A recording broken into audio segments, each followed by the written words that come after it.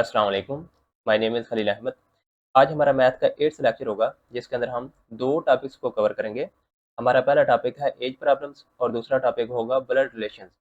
और ये दोनों ही इंटेलिजेंस के टॉपिक समझे जाते हैं और यहाँ से एग्ज़ाम के अंदर हैंडसम क्वेश्चन पूछे भी जाते हैं। तो एस्पायरेंट को इन दोनों टॉपिक्स में काफ़ी ज़्यादा इश्यूज़ आते हैं। तो इंशाल्लाह इस लेक्चर के बाद आपके सारे डाउट्स क्लियर हो जाएंगे। तो स्टार्ट करते हैं। एज प्रॉब्लम की सबसे पहले बेसिक रूल को देख लें कि हमें जो क्वेश्चन दिया जाता है उसमें जो है हमने वेरिएबल्स को डिफाइन करना होता है। तो सबसे पहले आपने डिफाइन कर लेना है कि आपने कौन सा वेरिएबल लेना है, एक्स लेना है, वाई लेना है। तो उसके बाद फिर आपने जो है उसको ट्रांसलेट करना होता है इक्वेशन की फॉर्म में, क्योंकि हमें सिनेरियोज जो गिवन होते हैं ना वो इस फॉर्म में गिवन होता है। Older than, younger than, years ago, after years. तो इसमें फिर एस्पायरेंट को इशू ये आता है कि उनको ये नहीं पता चलता कि हमने इसमें कौन सा ऑपरेशन अप्लाई करना है, प्लस यूज़ करना है, माइनस यूज़ करना है, कौन सा यूज़ करना है। तो ये सारी चीज़ें हम देखेंगे। तो आपने दूसरे स्टेप में ये चीज़ नोट करनी है। फिर आपने कंडीशंस अप्लाई करनी है, जैसे रेशियो, सम, डिफरेंस, मल्टीपल्स, ईटीसी। तो उसके बाद फिर आपने जो है क्वेश्चन को सॉल्व करना होता है। तो यहाँ पे मैंने टेबल के अंदर ये सारी चीज़ें ऐड की हुई हैं कि आपने कौन सा ऑपरेशन अप्लाई करना है। एग्जाम्पल भी यहाँ पे एडेड है।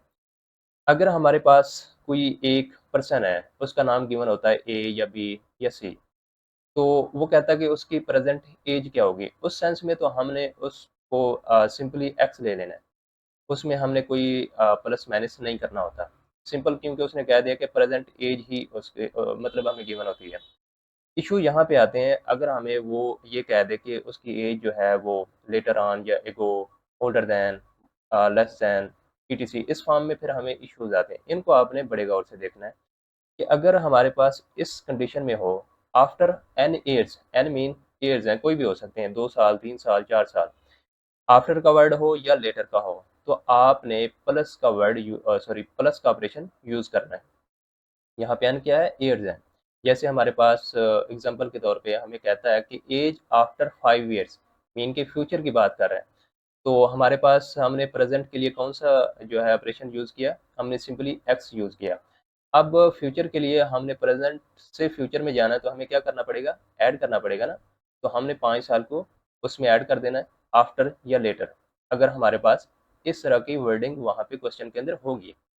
तो अगर हमारे पास इसके बरक्स इस तरह से हो, एगो, तो फिर आपने माइनस कर देना है।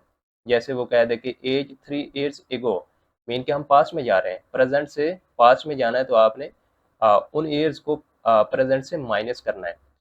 इसी तरह मोर देन, ओल्डर देन, इसके लिए भी आपने जो डिफरेंस लेना है वो प्लस का लेना है, क्योंकि ओल्डर देन की बात आ गई है, मोर देन की बात आ गई है, उससे ज़्यादा की बात आ गई है।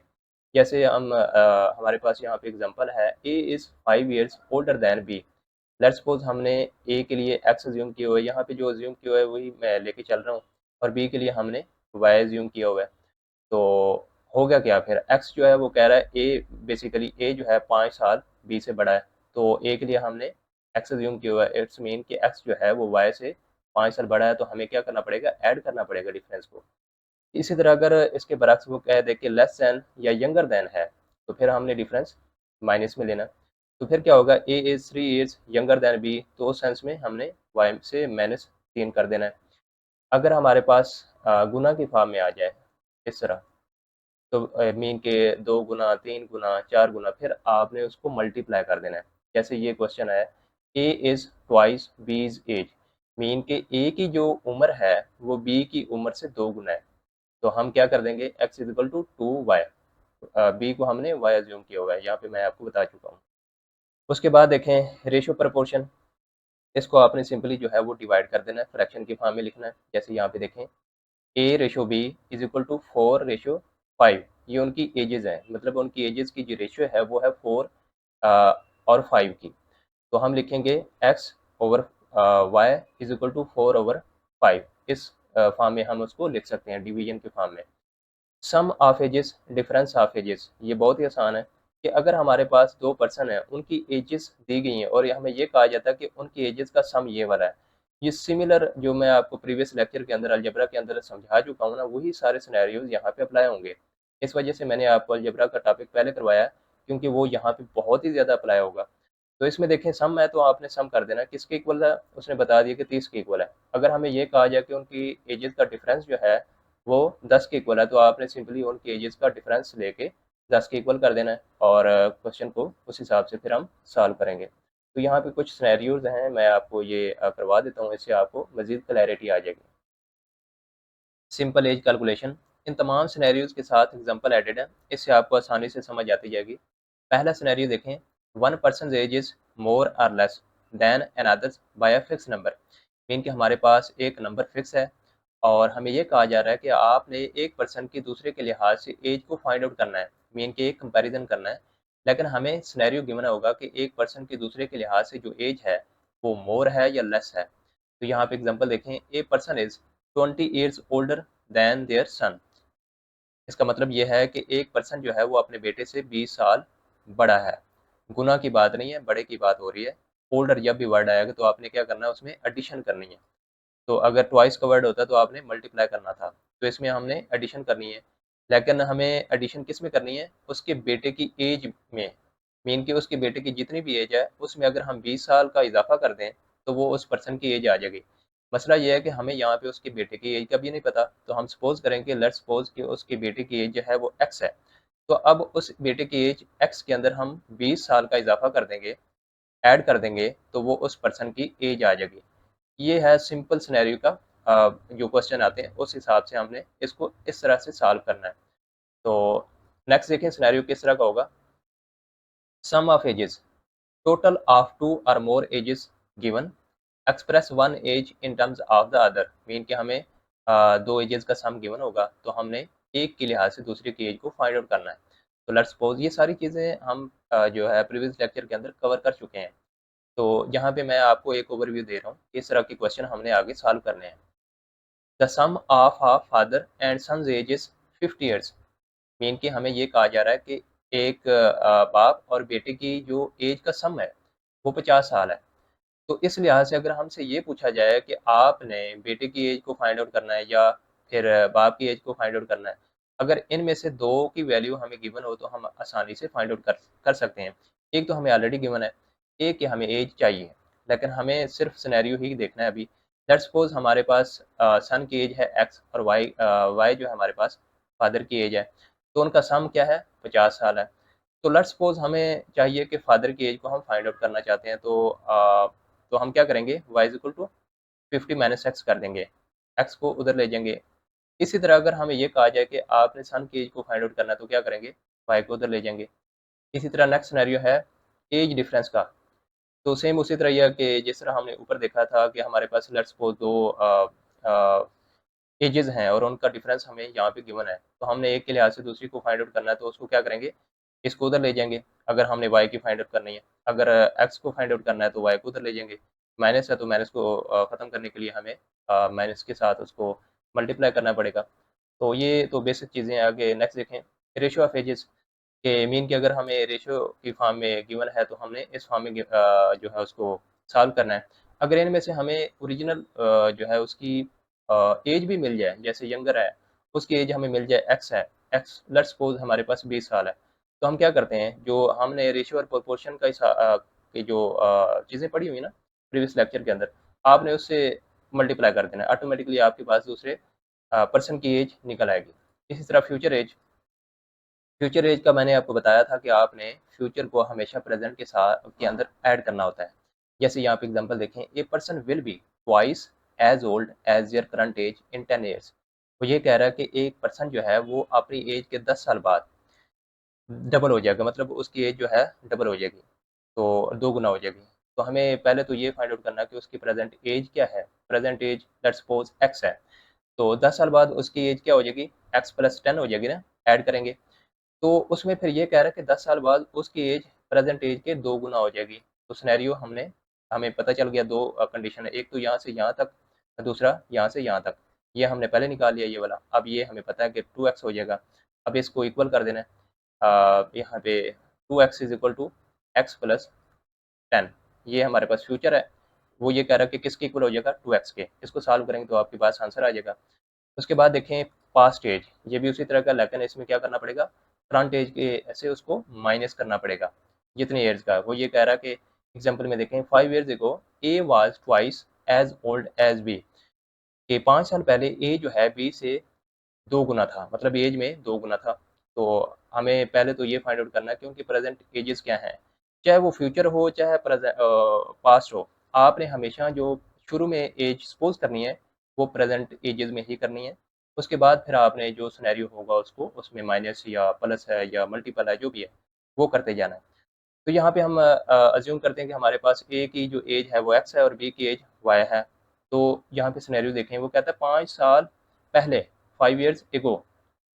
फिर आगे हम सिनेरियो देखेंगे, पहले तो हमने इसको सॉल्व कर लेना है। 5 years क्या एगो क्या होगा, दोनों की एजेस में वो कह रहा है, दोनों के एजेस में फिर हमने 5 को माइनस कर देना है, x-5 और y-5। ये 5 साल पहले उनकी एजेस हमें पता चल गई हैं, ये वाली हैं। तो अब वो कहता है कि was twice as old as b, वो कहता है कि a जो है वो b से एज में 2 गुना था। तो हम यहाँ पे लगाएंगे पहले x की मतलब जो एज है 5 साल पहले वो है x-5। तो वो कहता है वो तब 2 गुना था b की एज से। b की एज क्या है हमारे पास, ये वाली है, 2 गुना, 2 से मल्टीप्लाई कर देंगे तो ऑटोमेटिकली हमारे पास ये आंसर आ जाएगा। लास्ट वाला सिनेरियो देखें, combined scenario. Sometimes questions mix sum, difference and ratio. तो जैसे यहाँ पे देखें, the sum of two ages is 30 and one is twice the other. ये कह रहा है कि दो एजेस हैं, उनका सम जो है वो 30 साल है, लेकिन हाँ वो उसमें ये भी एक कंडीशन बता रहा है कि उनमें से एक एज जो है वो दूसरे से 2 गुना है।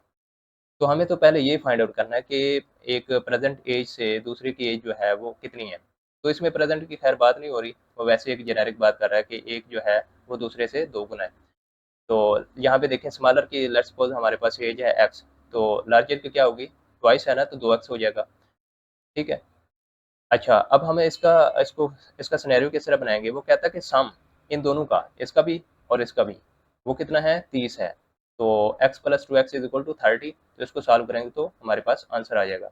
अब हम प्रैक्टिस क्वेश्चन करेंगे, इससे आपको जो है वो मजीद क्लैरिटी से चीज़ें समझ आ जाएंगी।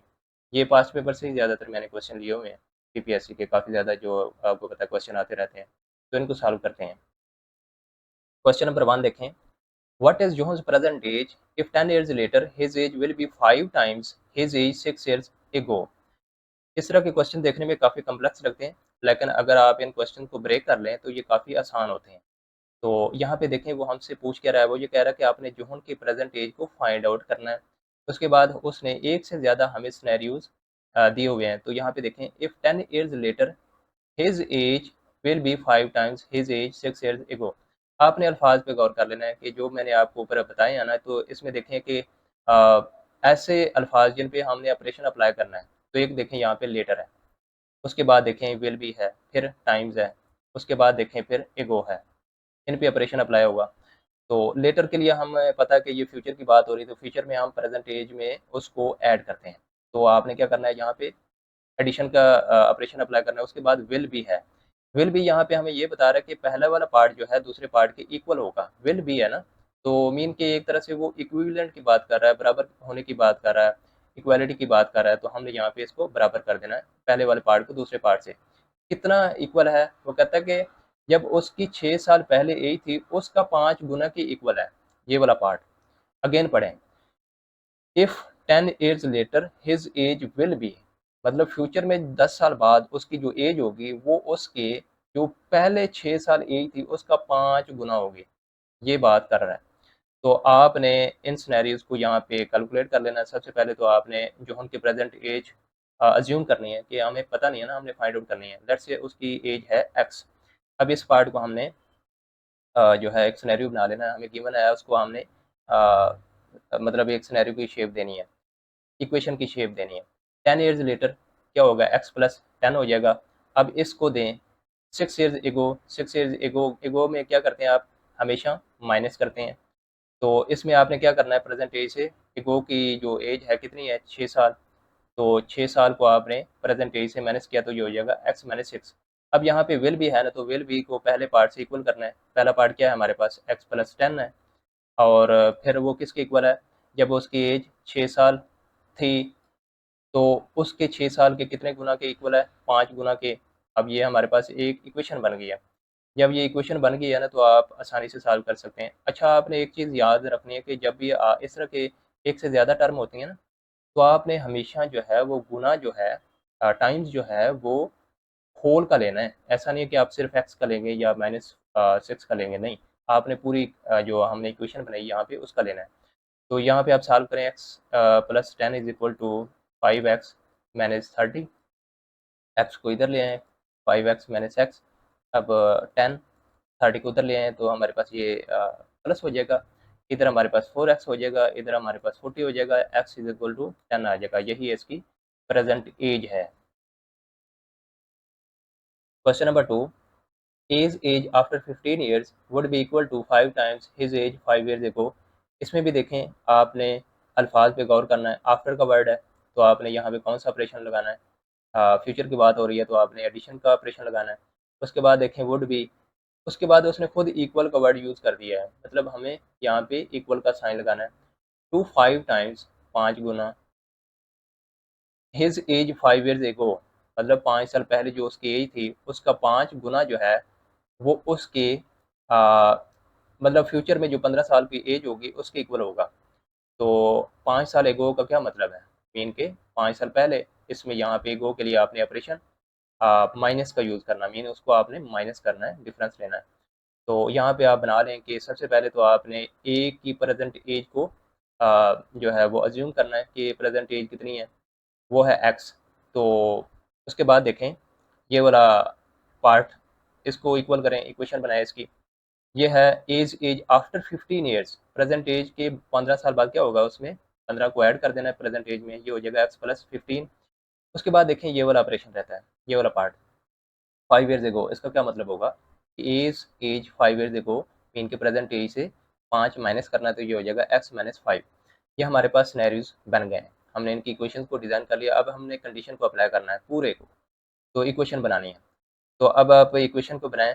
तो पहला पार्ट ये वाला, पहला पार्ट है हमारे पास, हमने बना लिया एक्स प्लस 15। उसके बाद देखें हमारे पास ये 5 ईयर्स एगो वो हम बना चुके हैं, एक्स माइनस 5। तो उसके बाद वो कहता है कि इसका 5 गुना, जो उसके पास्ट वाली एज है उसका 5 गुना इसके इक्वल है। तो इसका 5 गुना क्या होगा, ये इसको मल्टीप्लाई करें, एक्स प्लस 15, 5x 25। अब आपने एक्स को इधर ले आना है और 15 को 25 को इधर ले आए, तो ये हो जाएगा हमारे पास 44x। तो mean x is equal to, ये हो जाएगा 10। अब लास्ट वाली बात मैंने आपको नहीं बताई, ये वाले देखें, find his age 3 years hence. अब ये जो हैंस वर्ड है ना, आपको पता है हैंस का मतलब होता है फ्रॉम नाउ। फ्रॉम नाउ का मतलब क्या होता है, आफ्टर। आफ्टर का मतलब क्या होता है, फ्यूचर। मीन कि आपने फ्यूचर में 3 ईयर्स की मजीद एज को फाइंड आउट करना है। अब हमने प्रेजेंट एज तो फाइंड आउट कर ली, तो फ्यूचर में एज को फाइंड आउट करना तो बहुत ही ज़्यादा आसान है ना। तो प्रेजेंट एज के अंदर आपने जस्ट 3 को ऐड कर देना है, तो आपके पास वो आ जाएगी फ्यूचर एज। ठीक है। तो ये अल्फाज भी आपने गौर करने हैं कि पहले आपने ना सिनेरियो देख लेना कि क्वेश्चन आपसे डिमांड क्या किया जा रहा है। तो अगर आप प्रेजेंट एज को फाइंड आउट करने में कामयाब हो जाए, तो उसके बाद अगर वो आपसे एंड पे पास्ट की एज पूछ ले या फ्यूचर की एज पूछ ले, तो वो तो बहुत आसान है। पहले आपने इक्वेशन वाली जो चीज़ है, जो सिनेरियोज हैं, वो आपने सॉल्व कर लेने होते हैं। Question number 3, a father is now 3 times as old as his son. 5 years back, he was 4 times as old as his son. The age of son in years is। तो ये वाला पार्ट जो है ये एंड पे करेंगे। पहले हमने ये वाला जो सिनेरियो है पूरा, इसको सॉल्व करना है। तो यहाँ पे देखें, यहाँ से यहाँ तक इसमें क्या बात कर रहा है, वो कह रहा है कि a father is now 3 times as old as his son. अब हमें पहले सन की एज पता होगी, तभी हम जो है उसके 3 टाइम्स को, उसकी जो बाप की एज है वो निकाल सकेंगे।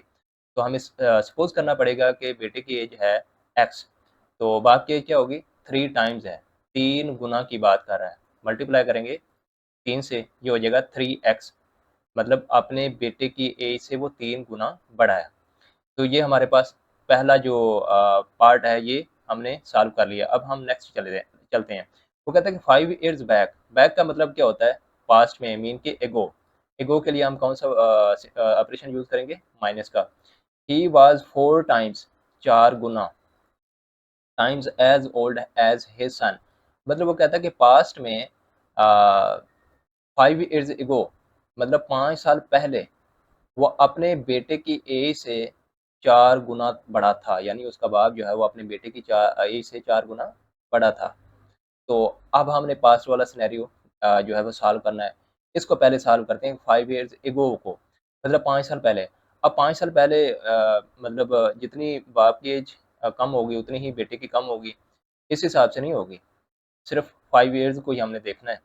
तो बेटे की एज क्या है, एक्स है। एक्स में से सिंपली आपने 5 माइनस कर देना है, क्योंकि 5 ही की बात हो रही है कि 5 years बैक, मतलब पहले। तो अब बाप की क्या होगी, वो भी हमने सिंपल -5 कर देना है। लेकिन ये वाला जो उसकी करंट एज है 3x - 5, ये हमारे पास फादर की एज और ये हमारे पास सन की एज। ये पास्ट की बात कर रहा हूँ, ये वाला सिनेरियो ऑलरेडी बना हुआ है, यहाँ पे देख लें आप। अब हमने इक्वेशन को डिज़ाइन करना है पूरे सिनेरियो के हिसाब से, यहाँ से लेके यहाँ तक। तो पहले तो जो है हमने अब ये वाला नहीं लेना, क्योंकि अब ये प्रेजेंट था। अब हमने जो पास्ट में बना ली चीज़ें वो लेनी है, ये वाली चीज़ें लेनी है हम। अब इसको हमने जो है गौर से देखना है। 5 years back he was 4 times as old as his son. तो हम यहाँ पे बना लेते हैं। तो कंपैरिजन है, मीन के बेटे का बाप के साथ कंपैरिजन है। तो हम यहाँ लिखेंगे कि उसका बाप जो है उसके बेटे से कितना गुना है। तो पहले बाप की बात आ रही है, तो यहाँ पे लिखेंगे 3x - 5। वो अपने बेटे से कितना गुना है, 4 गुना है। लेकिन हम पहले बेटे की एज लिखेंगे, पास्ट में कितनी है, x - 5। उसका कितना गुना है, 4 गुना है। तो यहाँ पे अप्लाई हो गया ऑपरेशन। तो ये हमारे पास एक इक्वेशन बन गई है। अब आप इसको सॉल्व करेंगे। 3x - 5 is equal to 4x 20। तो 4x, 3x इधर ले आएँ और -5 इसको इधर ले आएँ तो ये प्लस हो जाएगा। ये हमारे पास x बचेगा और यहाँ पे हमारे पास 15 बचेगा। मीन कि x हमारे पास आ जाएगा 15। तो क्वेश्चन में यही पूछा गया था, द एज ऑफ सन। ठीक है, हमने सबसे पहले x निकालना होता है, मीन के जो सपोज करना है। तो यही मतलब हम सन की एज है बेसिकली। तो यही हमारे पास एज आ जाएगी। अगर हमसे ये पूछा जाता कि आप जो है फादर की एज निकालें, तो क्या करते हैं हम, सिंपली इसके साथ 3 से मल्टीप्लाई कर देते, तो ये हमारे पास फादर की एज आ जाती 45। तो लेकिन उसने बेटे की एज पूछी है। Question number 4, the sum of the ages of a son and a father is 64 after 4 years। The age of father will be 3 times that of his सन।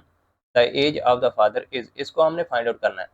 इसमें भी प्रीवियस क्वेश्चन की तरह दो सिनेरियोज हैं। पहला सिनेरियो देखें, the sum of the ages of a son and a father is 64।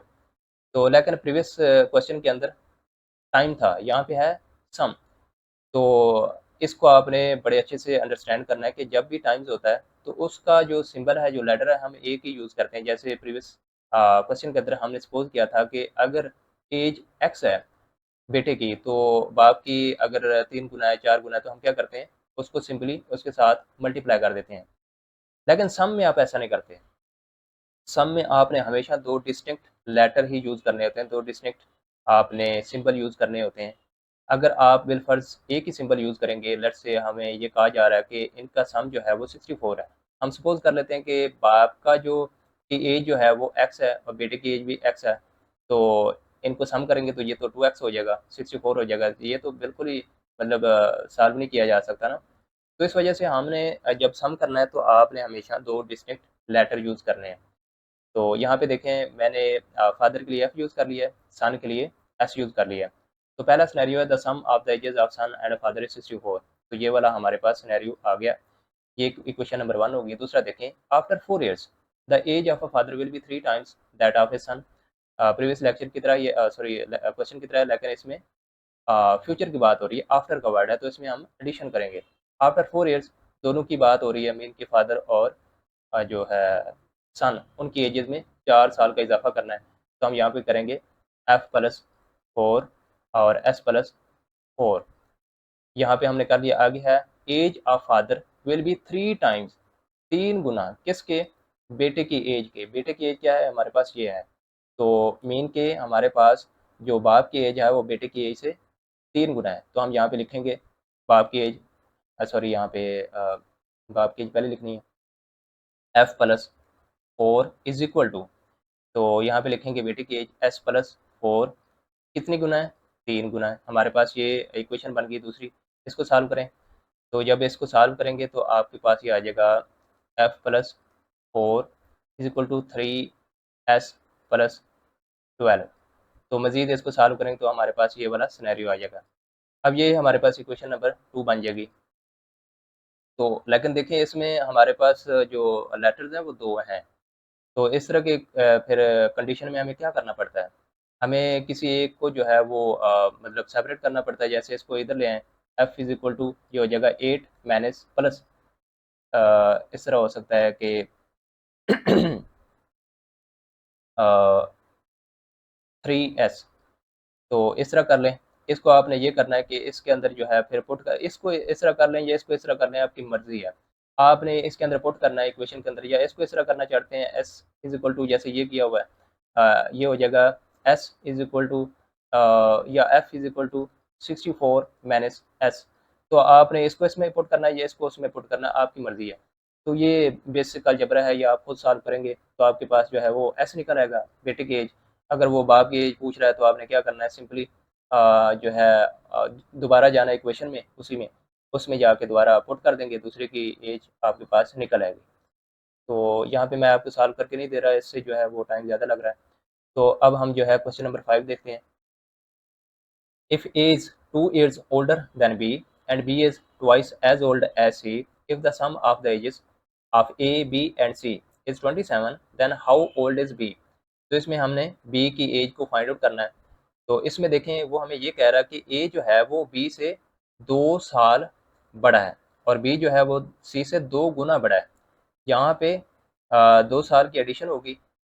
Older क्या होता है, एडिशन है। यहाँ पे ट्वाइस है तो इसको इसका मल्टीपल होगा, इसको ज़रब देंगे।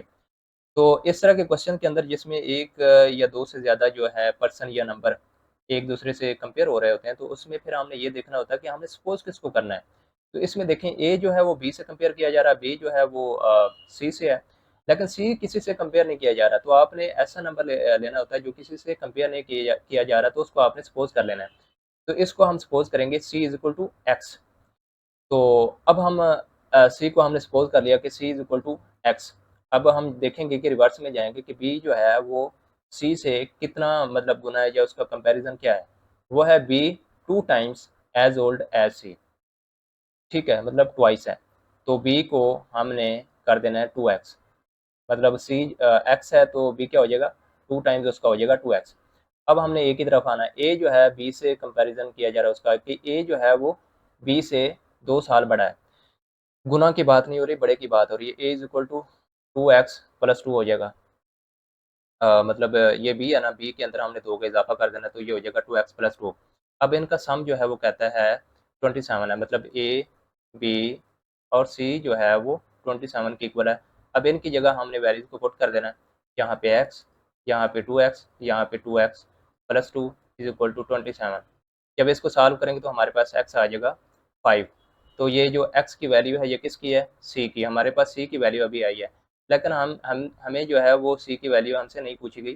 वो कह रहा है कि आपने b की वैल्यू बतानी कि वो कितना ओल्डर है। तो सिंपल इसके साथ हमने 2 को मल्टीप्लाई कर देना है। x की वैल्यू यहाँ पे पुट करें, 2 क्रॉस 5 की हो जाएगा 10। तो हमारे पास b जो है वो 10 ईयर्स ओल्ड होगा।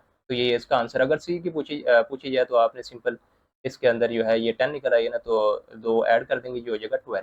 तो ये हमारे पास सॉरी ए की वैल्यू जो है हमारे पास निकल आएगी। Question number 6। 3 years ago, the average age of a family of 5 members was 17 years. A baby having been born and the current average age is still 17 years. What is the present age of the baby? हमने baby की as को निकालना है। तो यहाँ पे देखें हमारे पास 2 सिनेरियो हैं। पहला सिनेरियो यहाँ पे ये है कि 3 years ago, मीन के पास की बात हो रही है। एगो मीन के माइनस करेंगे प्रेजेंट एज से। वो कहता है कि average age of a family of 5 members, 5 members मतलब एक ख़ानदान के 5 मेंबर्स की जो एवरेज एज है वो 17 साल है। तो होता ये है कि जब भी किसी एवरेज, हमारे पास कोई एवरेज होता है, कोई नंबर्स हैं, कोई अमाउंट है, कुछ भी है, तो जब एक और मेंबर या कोई एक और फिगर ऐड होता है, तो हमें जो है पहले उनकी टोटल एज में कन्वर्ट करना पड़ता है ताकि हम उसको उससे माइनस कर सकें। हमारे पास जो एक्स्ट्रा एक मेंबर ऐड हुआ है उसकी जो है वो उस तरह से हमारे पास वैल्यू आ जाती है। तो एवरेज का हमें पता है कि एवरेज क्या है, एवरेज होती है टोटल एज, टोटल अमाउंट, मतलब कुछ भी ऊपर होता है टोटल, नीचे होता है हमारे पास उनके नंबर्स। यहाँ पे टोटल नंबर्स कितने हैं, मीन के मेंबर कितने हैं, 5। हमने निकालनी है टोटल एज, एवरेज एज कितनी है, 17। अब यहाँ पे हमारे पास 5 जो है मेंबर्स हैं, तो हमने टोटल एज को फाइंड आउट करना है, तो 5 इधर आके क्या हो जाएगा, मल्टीपल, तो हमारे पास टोटल एज आ जाएगी जो कि बनेगी 85 ईयर्स। ठीक है। अब हमने अभी ये एवरेज एज निकाली है, अभी हमने 3 ईयर्स एगो की निकालनी है कि वो क्या है। ठीक है। तो उस हिसाब से मतलब फिर हमारे पास प्रेजेंट निकलेगी, total age of 5 members now each age 3 more years. तो वो तो हमने निकाल ली, मतलब 3 ईयर्स को हमने निकालनी है प्रेजेंट में। तो इसके लिए मुझे आपको ये समझाना पड़ेगा कि लेट्स सपोज हमारे पास ये जो 5 मेंबर्स हैं, इनको हम नाम दे देते हैं x1, x2, x3 so on. 5 है ना, तो हमने 5 के बना लेने इस तरह। अब वो कहता 3 ईयर्स एगो, तो इसको आप इस तरह लिखेंगे, ऐड करना है हमने, ऊपर टोटल एज थी ना, तो जैसे मैंने आपको बताया कि टोटल एज, तो होता क्या है, टोटल एज का सम होता है ना इनका, जैसे x1 plus x2 plus x3 so on x5 तक। तो उनका क्या था हमारे पास 85। अब हमने 3 ईयर्स का एगो का निकालना मीन के, ताकि प्रेजेंट की एज हमारे पास निकल आए। तो वो होगा x1 minus 3 plus x2 minus 3 plus x3 minus 3 plus x4 minus 3 so on 5 तक। तो ये है हमारे पास 85। तो वैसे मैंने ना इसको शार्ट करके लिखा है, अगर आप काफ़ी ज़्यादा क्वेश्चन सॉल्व कर चुके होंगे तो ये मेरे ख्याल में बाद में ऑटोमेटिकली आपको चीज़ें समझ आ जाएंगी। तो इसमें आप काउंट करें, एक टोटल कितने मेंबर हैं, 5, सब में से माइनस 3 है, तो जब माइनस 3 है तो सब में से कितने हो जाएंगे, 5 होंगे ना। 5 को आप डायरेक्टली 3 से मल्टीप्लाई करेंगे तो ये हो जाएगा हमारे पास माइनस 15। अब माइनस 15 को उधर लेके जाएँ 85, तो उधर जाके ये क्या हो जाएगा, प्लस, तो ये हो जाएगा हमारे पास 100। मीन की 3 ईयर्स एगो के हिसाब से अगर हम करंट एवरेज एज निकालें 5 मेंबर्स की, तो वो होगी 100। ठीक है। यही चीज़ मैंने डायरेक्टली यहाँ पे कर ली थी कि 85 प्लस 5 क्रॉस 3, क्योंकि 5 मेंबर्स हैं और 3 साल सबकी हमने प्रीवियस के हिसाब से निकालनी है, तो ये ऑटोमेटिकली मल्टीप्लाई हो गया, उसमें 85 में ऐड हो जाएगा, तो ये 100 बन जाएगा। अब देखें नेक्स्ट सिनेरियो, वो कहता है कि a baby having been born and the current average age still 17 years. वो कहता है कि इन 3 सालों के दौरान उनका एक बेबी पैदा होता है उनकी फैमिली के अंदर, और उनकी एवरेज एज स्टिल 17 रहती है। पहले मेंबर थे 5, अब मेंबर कितने हो गए हैं, 5 प्लस 1 बेबी, कितने हो गए, 6 मेंबर। तो इनका भी हमने टोटल एज निकालनी, कैसे निकालेंगे, जैसे हमारे पास यहाँ पे हमने निकाला कि एवरेज को उनके नंबर से मल्टीप्लाई करना है। यहाँ पे नंबर हो गए हैं हमारे पास 6, 17 को 6 से मल्टीप्लाई कर रहे हैं तो ये हो जाएगा 102 ईयर्स। तो अब हमने निकालना है कि जो एक एक्स्ट्रा मेंबर है उनका, जो बेबी है, वो उसकी एज क्या होगी। तो एक मेंबर की एज आप आसानी से निकाल सकते हैं कि जब आपके पास पहले से 5 की मौजूद है और यहाँ पे 6 की मौजूद है, जो डिफरेंस होगा वो एक्स्ट्रा जो मेंबर उनका ऐड हुआ है उसकी एज होगी। तो यहाँ पे एक्स्ट्रा मेंबर की एज यहाँ से निकाल सकते हैं, 102 माइनस 100, तो हमारे पास जो एक्स्ट्रा एज आएगी वो होगी बेबी की 2 ईयर्स। ये बेबी की एज है। Question number 7, a father is twice as old as his son. 20 years ago, the age of father was 12 times the age of the son. The present age of the father is. हमने father की as को find out करना है। इस तरह का question हम पहले भी सॉल्व कर चुके हैं, सिर्फ वैल्यूज का फर्क है। तो पहला सिनेरियो देखें, वो कह रहा है कि बाप जो है वो अपने बेटे से 2 गुना बड़ा है। लेट्स सपोज हमारे पास बेटे की एज है, सन की एज है एक्स, तो फादर की एज क्या होगी, फादर की एज हो गई 2x, ट्वाइस है ना, तो 2 टाइम्स। अब दूसरा सिनेरियो कहता है कि 20 ईयर्स एगो, मीन के हम माइनस करेंगे, the age of father was 12 times the age of the son. 20 years ago क्या होगा, 20 साल पहले। तो हमें जो है बाप से भी उस 20 ईयर्स माइनस करने पड़ेंगे और बेटे की एज से भी 20 ईयर्स माइनस करने पड़ेंगे। इस तरह कर दें अब x माइनस 20, और इधर से भी 2x माइनस 20। हमारे पास ये सिनेरियो बन गया। अब हमने फाइनल पार्ट देखना, वो कहता है कि the age of father was 12 times the age of son. जो बाप की एज है वो बेटे की एज से 12 गुना थी। तो हम यहाँ पे बना लेते हैं सिनेरियो कि बाप की एज 2x माइनस 20, फिर सन की एज कंपैरिजन में x माइनस 20, कितने गुना है बाप की एज बेटे की एज से, 12 टाइम्स। अब आप खुद सॉल्व करेंगे नेक्स्ट। तो आपके पास जो है वो आंसर आ जाएगा। आपने निकालनी है बाप की एज। तो बाप की एज क्या निकलेगा, जो एक्स की वैल्यू होगी उसके अंदर आपने उसको जो है हमारे पास बाप की एज है 2x, आपने उसके अंदर जो है पुट करना है तो 2 से मल्टीप्लाई करना पड़ेगा, तो आपके पास जो है वो फादर की एज निकल आएगी। Question number 8, Laila is 4 times as old as her 2-year-old brother Mansoor. How old will Mansoor be when he is half the age of his older sister Laila? इसमें लैला और मंसूर आपस में बहन भाई हैं। तो इसमें दो सिनेरियो हैं। पहला सिनेरियो देखें, लैला इज 4 times, 4 गुना, as old as her 2-year-old brother Mansoor. यहाँ पे मंसूर की एज हमें गिवन है, कितने साल का है, मंसूर है 2 साल का। तो यहाँ पे वो ये कह रहा है कि जो लैला है उसकी बहन जो है वो अपने भाई से 4 गुना है। मीन कि अगर मंसूर की एज 2 साल है तो लैला की एज कितनी हो जाएगी, 4 गुना मतलब 8 साल हो जाएगी। यहाँ पे गिवन है कि मंसूर की एज 2 साल, लैला की एज 8 साल। तो नेक्स्ट सिनेरियो देखें, ये थोड़ा सा कम्प्लेक्स है। How old will Mansoor be when he is half the age of his older sister Laila. तो इसमें मतलब रिवर्स कर दिया गया। इसमें 4 टाइम लैला के बारे में कहा गया था कि वो अपनी मतलब उसकी जो बहन है वो उसकी एज क्या होगी। तो इसमें ये कहा जा रहा है कि how old will Mansoor, Mansoor कितने साल का होगा जब उसकी एज जो है अपनी बड़ी बहन लैला की एज के हाफ के बराबर हो जाएगी। मीन रिवर्स कर दिया गया। तो इसमें जो है हमें ये देखना पड़ेगा कि कितने साल बाद जो है वो उसकी एज के हाफ के बराबर हो जाएगा। तो हम सपोज करते हैं कि let the number of years after now, mean के अभी मतलब करंट टाइम के बाद कितने साल बाद जो है वो मंसूर जो है अपनी बहन की एज के हाफ के बराबर हो जाएगा। तो let's suppose the number of years after now is x. तो अब ये है कि फ्यूचर में जा रहे हैं ना, मीन के कुछ टाइम बाद हमें पता चलेगा कि इतने साल बाद जो है मंसूर अपनी बहन की एज के इतने मतलब हाफ के बराबर हो गया। तो हमें वही जो एक्स है, जो एज हैं, वो दोनों की एजेस में ऐड करने पड़ेंगे। मंसूर की एज कितनी है, 2 साल, तो उसमें एक्स ऐड करने पड़ेंगे, इसमें भी और इसमें भी।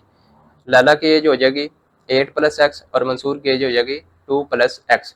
अब हम सिनेरियो को अप्लाई कर सकते हैं, कंडीशन बना सकते हैं। तो यहाँ पे गिवन है कि मंसूर बी व्हेन, व्हेन का वर्ड है मतलब यहाँ पे चेंज हो रहा है sentence, he is half the age of his older sister Laila. तो मंसूर, यहाँ पे मंसूर की एज लिखेंगे, मंसूर की एज है 2 + x, फ्यूचर के हवाले से हमने बनाना है। तो अब यहाँ पे बन गया। वन के बाद हमने दोबारा कंडीशन देखनी है कि सिनेरियो क्या है, half the age of his older sister Laila. Laila की एज कितनी है, 8 + x, और उसका हाफ, हाफ के बराबर है मंसूर की एज, मतलब अपनी बहन के एज के हाफ के बराबर उसको इक्वल कर दिया। अब जो है आपने 2 को इधर लेके मल्टीप्लाई करना है, ये 4 हो जाएगा। 4 + 2x is equal to 8 + x, और 2x, x इधर ले आए, इज इक्वल टू 8 - 4, ये हो जाएगा x इज इक्वल टू 4। तो ये हमारे पास x निकला है, ईयर्स निकले हैं, मीन के अभी करंट से फ्यूचर के जो ईयर्स हैं, मतलब कितने टाइम बाद मंसूर की एज अपनी बहन की एज के हाफ के बराबर हो जाएगी। तो अभी वो पूछ रहा है कि आपने मंसूर की एज निकालनी है, अभी हमने ईयर्स निकाले हैं। तो मंसूर की एज हमें पता है कि 2 साल है, तो 2 को जो फ्यूचर में ईयर्स हमने निकाले हैं उसमें ऐड करेंगे तो वो हमारे पास मंसूर की टोटल एज निकल आएगी जो कि 6 ईयर्स बनती है। Question number 9, 1 year ago the ratio of Ali and Aisha's age was 5:6 respectively. After 4 years the ratio becomes 6:7. Find the present age of Aisha. हमने आयशा की एज को फाइंड आउट करना है। तो इसमें भी दो सिनेरियो हैं। पहला सिनेरियो देखें, 1 year ago the ratio of Ali and Aisha's age was 5:6। तो लेकिन ये उसने पास्ट की बात की है, तो हम यहाँ पे सपोज करते हैं कि हमारे पास अली की एज कितनी है, x, और आयशा की एज कितनी है, y। तो अब हम इनकी रेशियो निकाल लेते हैं, x/y। तो हम इसको जो है इसमें लिखेंगे बटे में, 5/6 को हम लिखेंगे 5/6। तो अब वो कह रहा है कि 1 year ago, पास्ट की बात कर रहा है, तो उसको हम क्या करते होते हैं, माइनस करते होते हैं प्रेजेंट एज से। अब प्रेजेंट एज से हमने कितने ईयर माइनस करना है, 1 ईयर। तो प्रेजेंट एज हमारे पास मौजूद है एक्स और वाई। एक्स जो है वो अली की एज है, वाई जो है वो आयशा की एज है।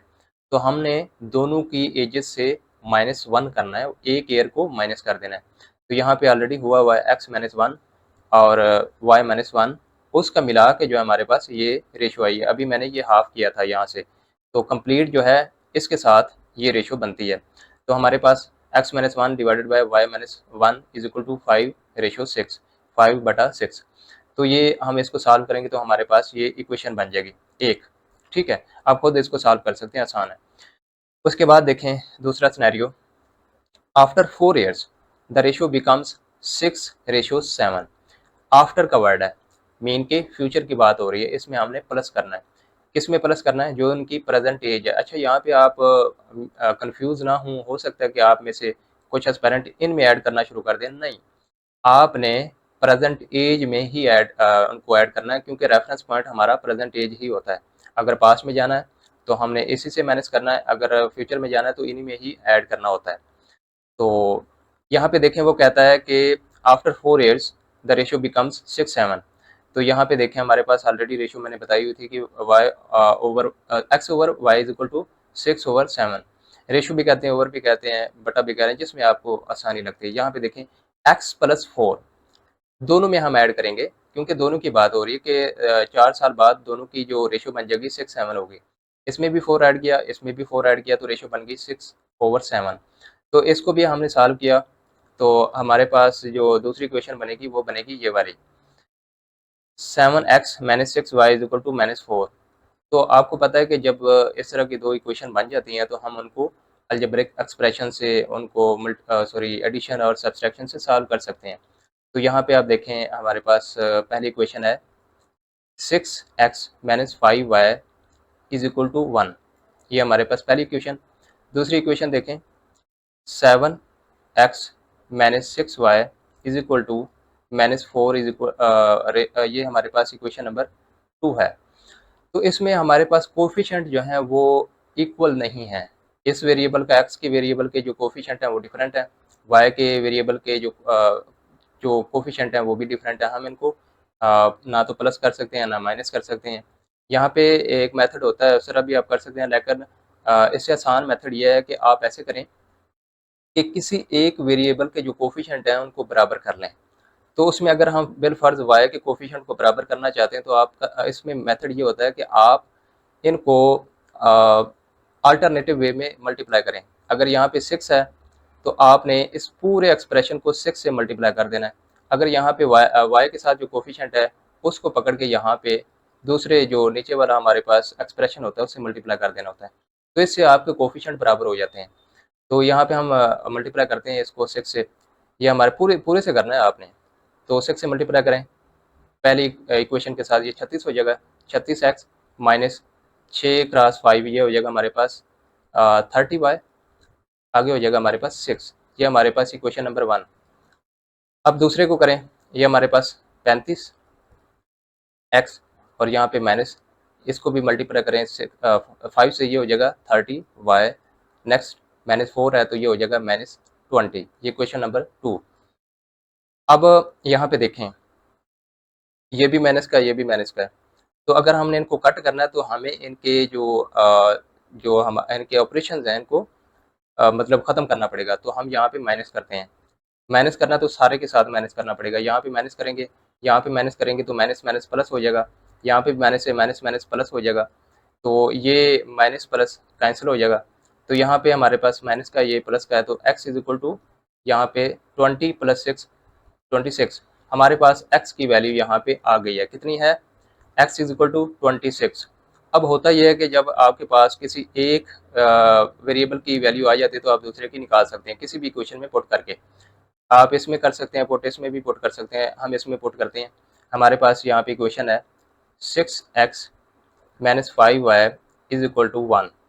तो 6 में 6x की जगह हमने वैल्यू पुट की 26, -5y = 1। तो इसमें मल्टीप्लाई करें, हमारे पास आ जाएगा ये 36, 6, 3 हमने आगे ऐड करना है, ये 6 × 2 12 हो जाएगा, 12 और 3 हमारे पास 15, -5y = 1। अब ऐसे करते हैं कि 5y को इधर ले आते हैं, 1 को इधर ले आते हैं। 156 minus 1 is equal to 5y। अब ये हो जाएगा 155 इज इक्वल टू 5y। अब इसको 5 से डिवाइड करें तो ये हो जाएगा हमारे पास 3, और ये यहाँ पे 1 आएगा, y इज इक्वल टू 31। तो क्योंकि हमसे x की वैल्यू नहीं पूछी गई, x की वैल्यू है आयशा की, हमसे पूछा गया y की, y जो किस किस को रिप्रेजेंट कर रही थी, y जो हमारी यहाँ पे ईयर की वैल्यू है वो आयशा की एज को रिप्रेजेंट कर रही है। तो आयशा की एज कितनी हो जाएगी, 31। अगर अली की एज पूछी जाती तो अली की एज तो हमने पहले निकाल ली, फिर हमें ये वाई की वैल्यू निकालने की ज़रूरत नहीं थी। तो आयशा की एज कितनी है, 31। Question number 10, Hassan is 60 years old and Ali is 80 years old. How many years ago their age ratio was 4:6? इसमें देखिए हमें प्रेजेंट एजेस गिवन है, पहले हमें प्रेजेंट एजेस गिवन नहीं हुआ करती थी, लेकिन यहाँ पे गिवन है। हसन की उम्र कितनी है, 60 साल, और अली की उम्र कितनी है, 80 साल। अब हमसे क्वेश्चन के दूसरे पार्ट में क्या पूछा जा रहा है, हाउ मैनी ईयर्स एगो, एगो का वर्ड है, मीन के पास्ट में है, तो हमें माइनस करना होगा। देयर एज रेशियो वाज 4:6, मतलब कितने साल पहले उनकी जो उम्रों की रेशियो है वो 4/6 थी। हमने number of years find out करने हैं। तो हमें पता है कि हम जो है जब भी पास्ट में जाते हैं तो हम प्रेजेंट एज से उसको माइनस करते हैं। Let's suppose number of years ago be x. हमें नंबर ऑफ ईयर पता नहीं है, जो चीज़ नहीं पता होती है हम उसको सपोज करते हैं। पहले हम प्रेजेंट एजेस हमें नहीं मालूम हुआ करती थी तो हम उनको सपोज करते थे। अब हमें पास्ट में कितने जो है वो ईयर्स पीछे जाना है, हमें वो मालूम करने हैं, तो हम उसको सपोज कर लेते हैं। अब हमने उन ईयर्स को प्रेजेंट एजेस से माइनस करना है, क्योंकि हम पास्ट में जा रहे हैं। 60 माइनस एक्स करेंगे, 80 माइनस एक्स कर देंगे। ये अब इनकी हसन की और अली की पास्ट में जो एजेस हैं वो हमें मालूम हो गई हैं, ये और ये। एक्स की वैल्यू क्योंकि यहाँ पे पुट करेंगे तो ऑटोमेटिकली वो उनकी एजेस आ जाएंगी। तो अब यहाँ पे देखते हैं कि क्या रेशो आती है। यहाँ पे गिवन है कि इनकी रेशियो जो है वो बनती है 4:6। तो यहाँ पे पुट करते हैं 60 minus x divided by 80 minus x is equal to क्या रेशियो है, 4:6। तो अब आपने इसको सॉल्व करना है, तो आपके पास एक्स की वैल्यू आ जाएगी 20। तो यही जो है हमारे पास नंबर ऑफ ईयर्स होंगे। तो यही इसका आंसर है। Question number 11, the present age of a mother is 3 years more than 3 times the age of her daughter. 3 years hence, the mother's age will be 10 years more than twice the age of her daughter. Find the present age of the mother. हमने mother की as को find out करना है। इसमें दो scenarios हैं और दोनों ही कम्प्लेक्स हैं। पहला सिनेरियो देखें, the present age of a mother is 3 years more than 3 times the age of her daughter. इसमें यह कहा जा रहा है कि एक माँ की जो एज है अपनी बेटी की एज के 3 गुना से 3 साल ज़्यादा है, 3 गुना से 3 साल ज़्यादा है। तो पहले तो हमें फाइंड आउट करना पड़ेगा कि बेटी की एज क्या है, फिर ही हम मदर की एज को फाइंड आउट कर सकते हैं। सपोज करते हैं कि बेटी की जो एज है वो है एक्स ईयर्स। तो उसमें फिर ये कहा जा रहा है कि माँ की जो एज है उसकी बेटी के 3 ईयर्स 3 टाइम से 3 साल ज़्यादा है, मीन के 3 टाइम से 3 साल ज़्यादा है। मोर का क्या मतलब होता है, मैं आपको बताया होगा कि मोर में आपने एडिशन करनी होती है। तो यहाँ पे एडिशन हो गई। उसके बाद जो है यहाँ पे 3 टाइम्स भी हमने कर दिया, तो यहाँ पे हमारे पास डॉटर की भी एज आ गई और मदर की एज भी आ गई। नेक्स्ट देखें, 3 years हैंस। हैंस का क्या मतलब है, ये मैं आपको प्रीवियस क्वेश्चन के अंदर बता चुका हूँ कि hence mean from now. From now का मतलब ये है कि फ्यूचर में बात की जा रही है। आफ्टर समझ सकते हैं आप इसको, आफ्टर में क्या करते हैं आप, एडिशन करते हैं, क्योंकि 3 years हैंस मीन के नेक्स्ट 3 year की बात हो रही है। The mother's age will be 10 years more than twice the age of the daughter। Mean के 10 साल बाद जो है माँ की जो एज होगी वो बेटी की एज के 2 गुना से 10 साल ज़्यादा होगी, 2 गुना से 10 साल ज़्यादा होगी। तो हमने माँ की एज को फाइंड आउट करना है। तो इसमें फिर जो है 3 years हैंस है, तो दोनों की एजेस में तीन तीन साल का इजाफा करना, मीन की फ्यूचर में हमने बात करनी है। तो बेटी की एज तो हमें पता है एक्स है प्रेजेंट में, 3 साल बाद क्या होगी, x+3 हो जाएगी। और माँ की एज हम पहले निकाल चुके हैं, इसमें भी 3 साल का इजाफा करेंगे, 3x+3 प्लस 3। तो ये क्या हो जाएगा, माँ की एज 3x प्लस 6 हो जाएगी। तो इस तरह यहाँ पे डॉटर की एज होगी x प्लस 3 और मदर की एज होगी, इसको कैलकुलेट किया तो 3x प्लस 6 हो गई।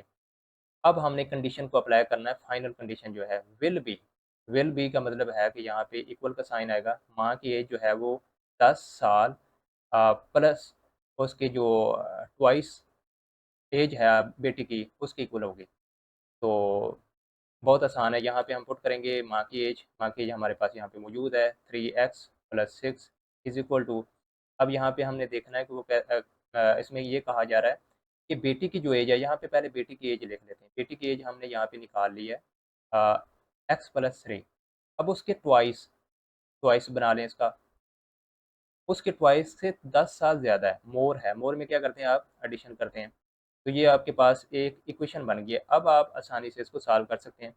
तो आपके पास x की वैल्यू आ जाएगी, लेकिन x की वैल्यू हमसे नहीं पूछी गई, हमसे माँ की जो एज है वो पूछी गई है। तो इसमें आपने ये जो है, इसमें आपने x की वैल्यू पुट कर देनी है। तो ये हो जाएगा 3 इंटू 10 प्लस 3। तो ये 30 प्लस 3 ये हो जाएगा 33। मीन कि माँ की जो एज होगी वो 33 ईयर्स होगी।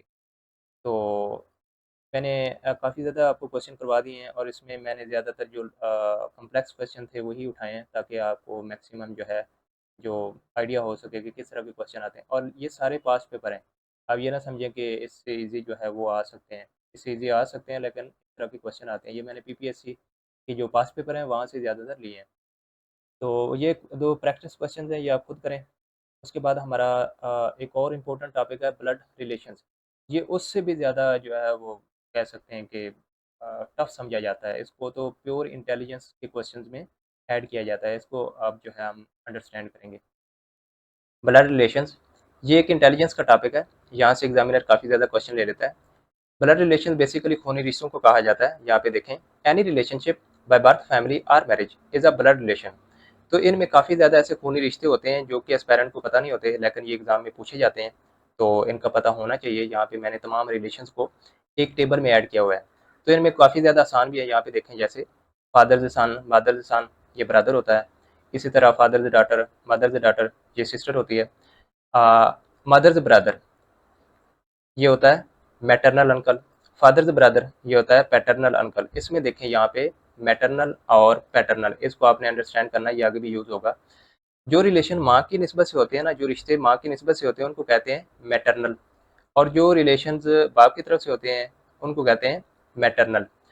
यहाँ पे देखें, अब जो माँ का भाई होता है, मामू होता है ना, उसके लिए भी अंकल यूज़ करते हैं हम। और जो हमारे अब्बू का भाई होता है, मीन के चचा, उसके लिए भी हम इंग्लिश में अंकल का वर्ड ही यूज़ करते हैं।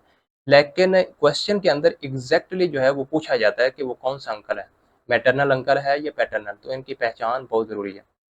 नेक्स्ट देखें, फादर सिस्टर, जो हमारी फूफो होती है उसको पैटर्नल आंट कहा जाता है। मदर्स सिस्टर मीन के खाला, उसके लिए मैटरनल आंट यूज़ किया जाता है। इसी तरह सन्स वाइफ, जो हम बहू होती है, उसके लिए डॉटर इन लॉ का जो की टर्म यूज़ की जाती है। डॉटर्स हस्बैंड, उसके लिए सन इन लॉ, दामाद जो होता है।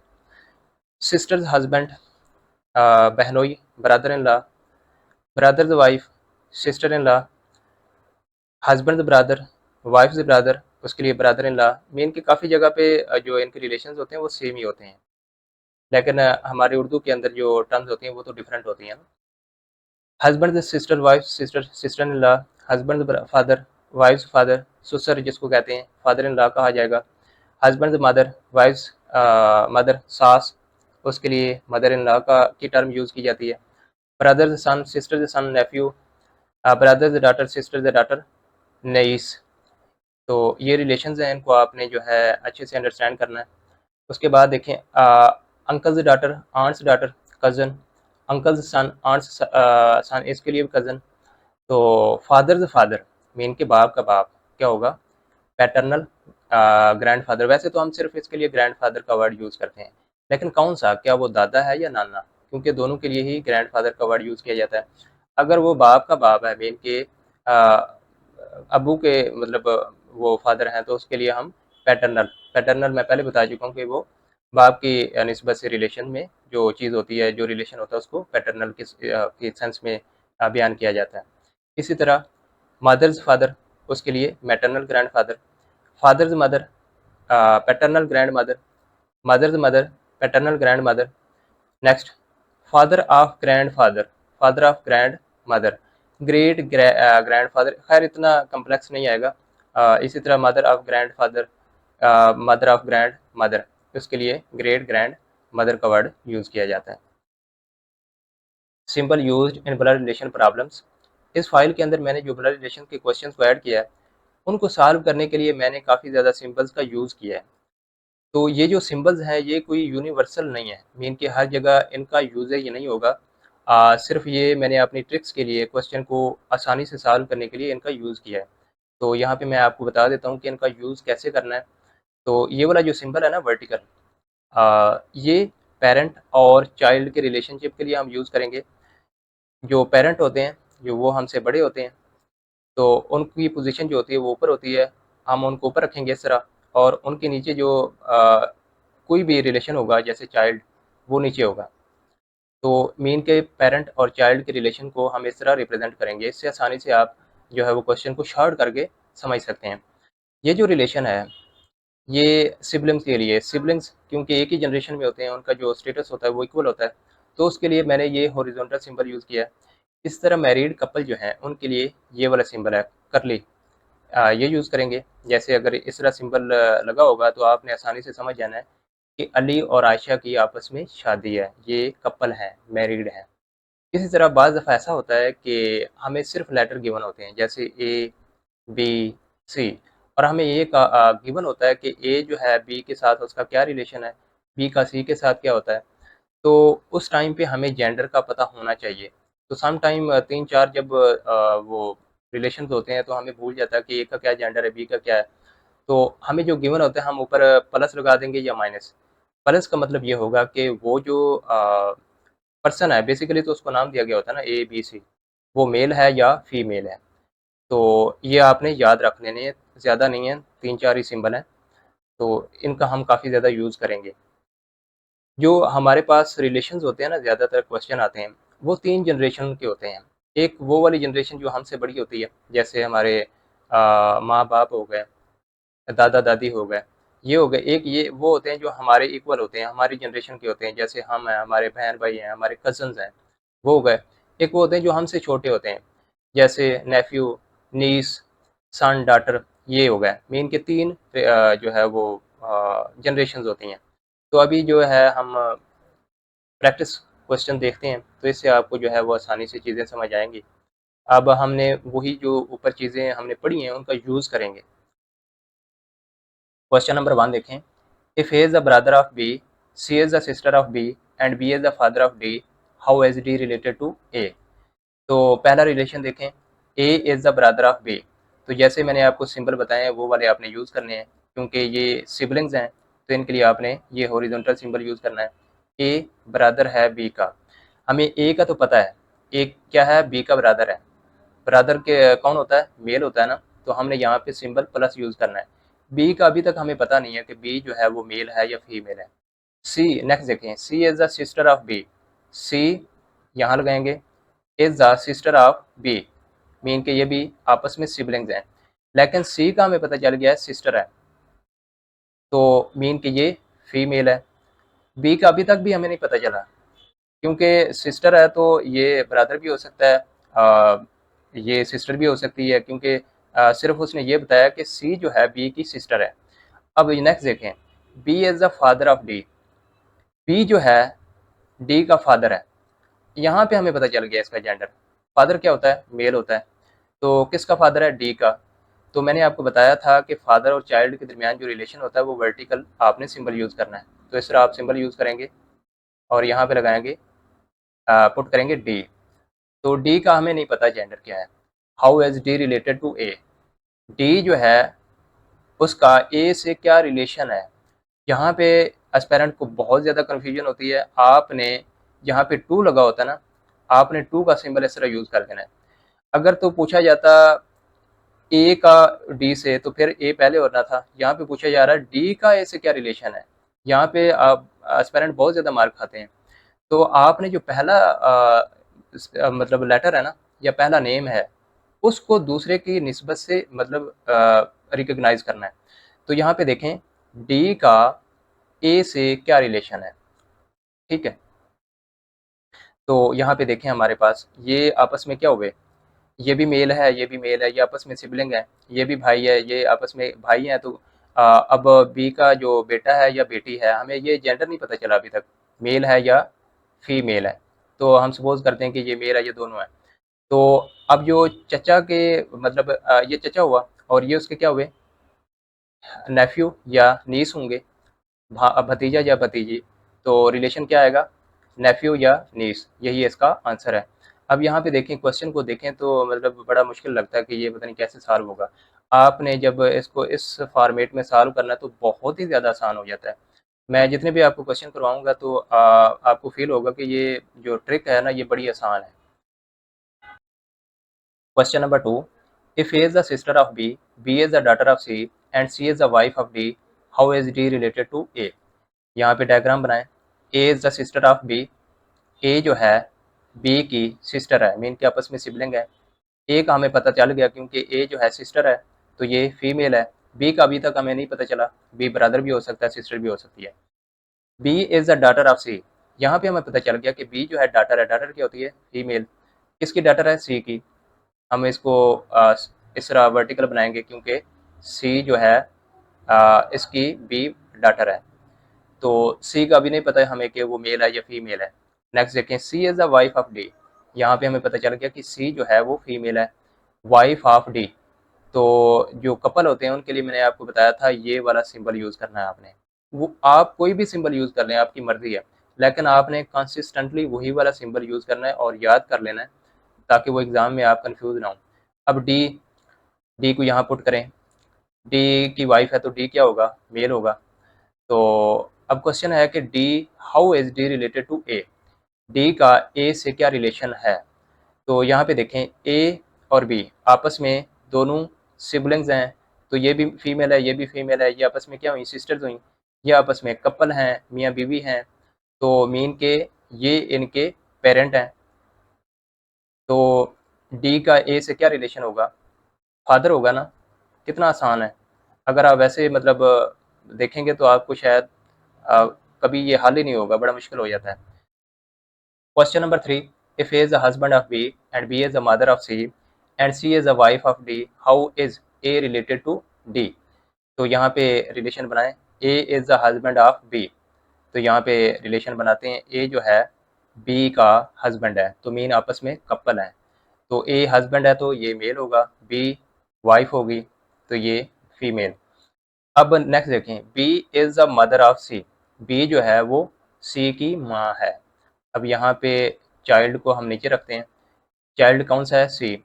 हमें सी का जेंडर नहीं पता, ये बेटा भी हो सकता है, बेटी भी हो सकती है। नेक्स्ट देखें, C is the wife of D. यहाँ पे हमें जेंडर का पता चल गया कि ये जो है वाइफ है, किसकी है, डी की, मीन के कपल है। इसके लिए भी हमने यही वाला सिंबल यूज़ करना है। अब ये जो है वाइफ ऑफ डी है तो डी क्या होना चाहिए, मेल होना चाहिए। अब नेक्स्ट देखें, how is A related to D. D, A का डी से रिलेशन पूछा जा रहा है, डी का ऐसे नहीं पूछा जा रहा है। यहाँ पे मैं आपको अगेन बता रहा हूँ कि अगर आपने ये मिस्टेक कर दी तो फिर ये क्वेश्चन रॉन्ग हो जाएगा।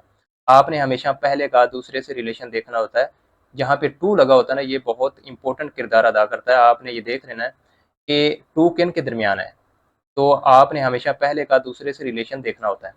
इसमें उसने डी का ए से नहीं पूछा। अब यहाँ पे देखें, ए और बी ये आपस में क्या है, कपल हैं। तो मीन किसके पेरेंट हुए, सी के। अब ये सी जो है बी की बेटी है तो ए की भी तो बेटी होगी ना। ए जो है सी का बाप होगा। तो अब बेटी का जो हस्बैंड होता है वो ए का क्या लगता है, दामाद। ठीक है, लेकिन रिलेशन इस तरह नहीं पूछा गया। मैं यही बात कर रहा हूँ, रिलेशन ये पूछा गया है कि ए जो है वो डी का क्या लगता है। ए जो है डी का ससुर लगता है। ससुर को इंग्लिश में कहते हैं फादर इन लॉ। तो यही इसका आंसर है। Question number 4, A is brother of D, D is father of B, B and C are sisters, F is the father of A, then how is C related to F. तो पहला relation देखें, A is brother of D. A का तो हमें पता चल गया कि मेल है, किसका ब्रदर है, डी का। Next, D is the father of B. अब डी का भी हमें पता चल गया कि ये फादर है, मीन के मेल है, किसका फादर है, बी का। तो वर्टिकल जो है हम सिंबल यूज़ करेंगे। तो बी का फादर हो गया डी। अब बी का हमें नहीं पता, B and C are sisters. अब हमें ये भी पता चल गया है कि बी जो है ये भी फीमेल है और ये सी की सिस्टर है। तो मीन के अब ये दोनों आपस में क्या हैं, भाई हैं। अब ये जो डी है, डी के ये दोनों बच्चे हैं जो कि उनकी डॉटर्स हैं, बी भी और सी भी। इससे हमें ये पता चल गया। नेक्स्ट देखें, F is the father of A. F जो है वो ए का फादर है। फादर है तो मीन के मेल है। Next is, then how is C related to F. पहले तो आप इस चीज़ को अंडरस्टैंड कर लें कि आपने ना चीज़ों को एलिमिनेट करना होता है। इसमें देखें ये आपस में क्या है, भाई हैं। अगर एक भाई का कोई हमें पता चल जाए कि क्वेश्चन के अंदर हमें ये पता चल जाए कि ए का ये फादर है, तो ऑटोमेटिकली डी का भी वही फादर होगा। ठीक हो गया। अब हमें ये पता चल गया कि ये स्टेट, मतलब एक रिलेशन हमें स्टेट मिल गया है। अब नेक्स्ट देखें, ये दोनों आपस में बहनें हैं और डी की बेटियां हैं। तो अब क्या होगा, बी अगर डी की बेटी है तो सी भी तो डी की बेटी होगी ना। अब ये हमें भी रिलेशन जो है स्ट्रेट मिल गया है। तो अब ये देखें, मतलब हमें स्ट्रेट रिलेशन मिल गए हैं कि एफ जो है डी का बाप है और जो डी है वो सी का बाप है। तो सी का एफ के साथ क्या रिलेशन होगा, और एफ जो है हमारे पास मेल है, मीन के ये सी का दादा होगा या नाना होगा। लेकिन हमें फिर बाप से पता चल गया कि ये जो है माँ के रिलेशन से नहीं है बल्कि बाप के रिलेशन से है, तो दादा होगा। अब देखते हैं कि क्या रिलेशन हमें इस सेंस में पूछा गया है कि इस सेंस में पूछा गया है। पूछा ये जा रहा है, then how is C related to F. ये रिलेशन इस साइड से इस तरफ पूछा जा रहा है, सी का एफ के साथ क्या रिलेशन है। तो ये होगा पोती का रिलेशन। पोती को इंग्लिश में कहते हैं ग्रैंड डाटर। ठीक है। Question number 5, a woman introduces a man as the son of the brother of her mother, how is the man related to women. इसमें देखें जहाँ पे ऑफ के रिलेशन होते हैं ना, ये बड़ा तंग करते हैं। लेकिन इसकी ट्रिक ये है कि आपने पहले वाले पर्सन का जो रिलेशन है एंड पे जाकर ढूंढना होता है। तो आप इस स्टेटमेंट को पढ़ेंगे ना तो आपको यही फील होगा कि इसका रिलेशन जो है यहाँ पे है। A woman introduces a man as the son of the brother of her mother. किसकी मदर, इसी वुमन की मदर। तो हम सेम यही वाले अल्फाज यूज़ कर लेते हैं, ए बी सी नहीं लगाते। उससे हम सपोज तो कर सकते हैं लेकिन यही अल्फाज यूज़ कर लेते हैं, वुमन। यहाँ पे वुमन लिखेंगे। अब वुमन की यहाँ पे मदर। तो पेरेंट और चाइल्ड का जो रिलेशन होता है उसके लिए हम वर्टिकल सिंबल यूज़ करते हैं। तो इसके लिए भी हम यहाँ पे मदर का वर्ड ही यूज़ करेंगे। अब आपने बैक में आना है। जब भी इस तरह के ऑफ के रिलेशन होंगे तो आपने बैक में आना है। ऑफ किसका ब्रदर, ऑफ हर मदर, इसी माँ का भाई। तो बहन और भाई के दरमियान सिंबल जो है वर्टिकल यूज़ करते हैं। तो यहाँ पे भी हम सेम जो वर्ड गिवन है ब्रदर वही यूज़ करेंगे।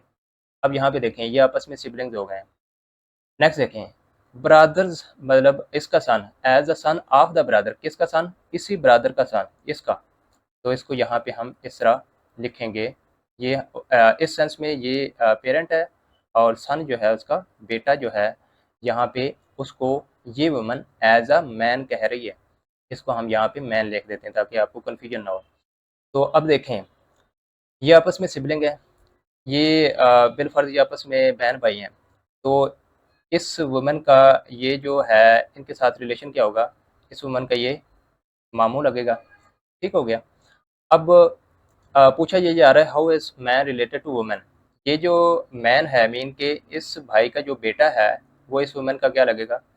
अब मेरे ख्याल में आपके लिए बड़ा आसान हो गया, ये आपस में लगेंगे कज़न। जो मामू का बेटा होता है वो क्या होता है, कज़न होता है। तो ये कज़न होगा। Question number 6, Ayesha is the daughter of Imran, Nadia is the mother of Imran, Sana is the wife of Imran, Hina and Saba are the daughters of Imran, how is Saba related to Nadia. इसमें हमारे पास ऑलरेडी जेंडर्स गिवन है, हमें जेंडर्स को फाइंड आउट करने की ज़रूरत नहीं है, जिसमें हम एबीसी के लिए फाइंड आउट करते थे। तो यहाँ पे पहला रिलेशन देखें, Ayesha is the daughter of Imran. यहाँ पे हम लिखेंगे इमरान, इमरान की बेटी आयशा, तो वर्टिकल सिंबल यूज़ करेंगे। अच्छा, नेक्स्ट देखें, Nadia is the mother of Imran. Nadia जो है वो इमरान की वालिदा है। नेक्स्ट देखें, Sana is the wife of Imran. Sana जो है वो इमरान की वाइफ हैं, तो ये वाला सिंबल यूज़ करेंगे, कपल हैं ये एक दूसरे के, सना। अब नेक्स्ट देखें, Hina and Saba are daughters of Imran. ये देखें, एक तो डॉटर पहले यहाँ पे गिवन है, कंफ्यूज करने के लिए उसने बाद में फिर यहाँ पे मेंशन किया है। तो हिना एंड सबा भी इमरान ही की बेटियां हैं, तो यहाँ पे हम लिखेंगे हिना और यहाँ पे लिखेंगे सबा।